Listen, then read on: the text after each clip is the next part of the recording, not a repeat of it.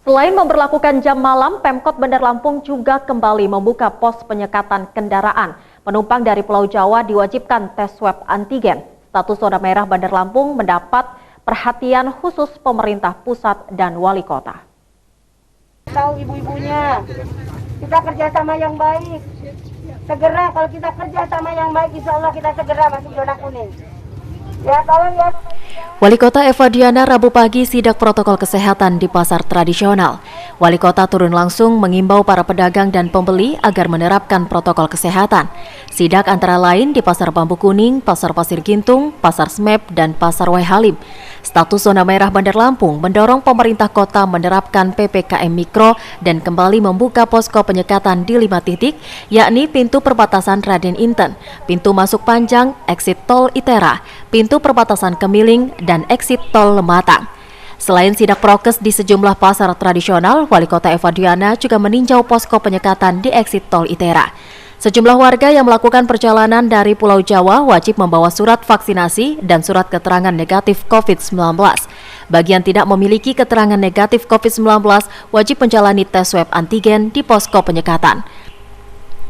Dari hasil penyekatan Rabu siang, puluhan penumpang travel jalani swab antigen. 5 diantaranya dievakuasi ke Rumah Sakit Pendidikan Unila untuk dilakukan isolasi mandiri karena reaktif COVID-19. Zona merah Kota Bandar Lampung kita memang perketat untuk yang datang ke Kota Bandar Lampung. Dengan kita ada penyekatan seperti ini, kita siapkan dokter dan juga kita siapkan antigen.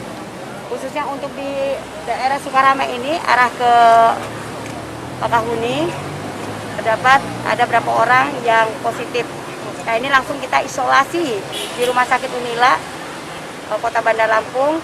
Dan kita akan tidak pernah berhenti lagi untuk menyekat dari daerah-daerah lain yang datang ke Kota Bandar Lampung. Kalau memang mereka negatif, kita akan terus untuk perjalanan mereka. Tapi kalau mereka reaktif, akan kita isoman dulu. Akan kita rawat dulu di Rumah Sakit Unila.